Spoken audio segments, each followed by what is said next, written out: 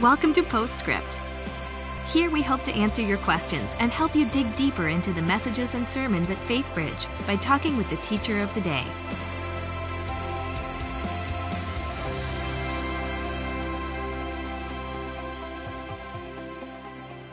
Hi, and welcome to Postscript. I'm Luann Riley, Grow Group and Discipleship Director here at Faithbridge, and I'm here with Pastor Dan, who just talked about honoring your father and mother here at Mother's Day at Faithbridge. Welcome, Pastor Dan. Thanks. How are you today? I'm good, thank you. Such a pleasure to have you back here with us at Postscript, and love that you talked about here on Mother's Day this command that we have of honoring your father and mother. Mm-hmm.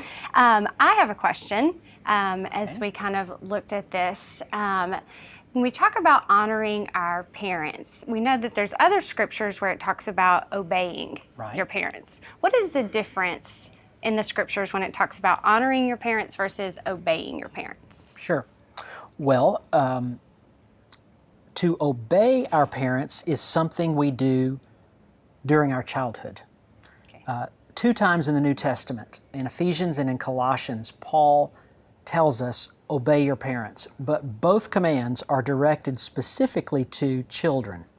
So obedience is for the childhood years, but we honor our parents all of our lives, their lives. It's something we never stop doing. We grow out of the obedience, but we maintain the honor. Okay, good. Okay, so here's another question that came in. One of the things that someone wrote in as listening to your sermon is how we treat our parents. Can that be how we are treated by our children? Is there a correlation between that? Well, I would say there is not a necessary correlation there. I suppose if someone treats their parents a certain way and does not change or grow in any way, and then teaches their children, this is how you may treat me, yeah, I suppose that would work out. But it does not automatically follow that's how it will work. Our children will treat us the way that we teach them to treat us.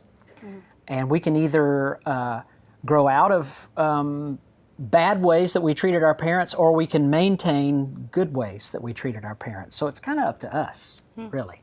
Okay, that's good.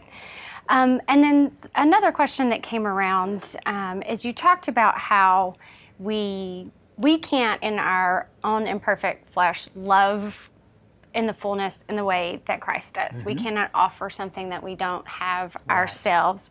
And so how do we experience this love, this fullness? How do we know that we have that love of Christ? Sure. Well, I think there are several ways that we can know and be sure of Christ's love for us. There is the objective side of the equation and the subjective side. On the objective side, we know that we are loved by Christ by virtue of what He did for us on the cross. So there's that fact. Then Paul tells us also that when we enter into a relationship with Christ, His love is shed abroad in our hearts. So He imparts to us specifically the gift of love. So those are truths that we can stand upon, whether we're actually feeling them or not. But I suspect the questioner really is getting at more the subjective side. How do you know that you are loved by Jesus? Well, I think it is the same as it is in any other relationship. The more one cultivates a relationship where both parties are interested in being loving toward one another, both parties begin to experience that love. It's not something that you just turn on like you turn on a switch, but with the passage of time and intentionality and a focus on loving each other, being as loving as we can toward Jesus, and giving Him opportunity to love us, I think He reveals that to us in a number of ways. I think He reveals that to us through His body, the church. Mm-hmm. I think He reveals that to us through His provision for our lives. I think He reveals that to us through the spiritual nourishment we get through His Word and through prayer. And on occasion, when He chooses to, He imparts to us feelings of love. But there again, that's not something we can just work up or should even try to work up. He imparts gifts to us as He sees fit. And so my suggestion would be more to focus on the relationship than on somehow trying to secure feelings of love. Does that make sense? It does.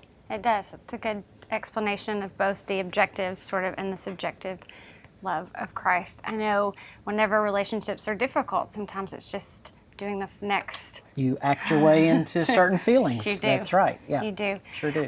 Well, thank you for this message. And sometimes it can be hard, but obviously there's some people today who can rejoice, as you said, with theirs, but then also maybe have some difficult things to do as well. So thank you for your message. And thank you for joining us here for Postscript. We'll see you back here next week. Thanks for joining us for Postscript. Help us keep the podcast interactive by submitting your questions during the morning services. Learn more at faithbridge.org/postscript.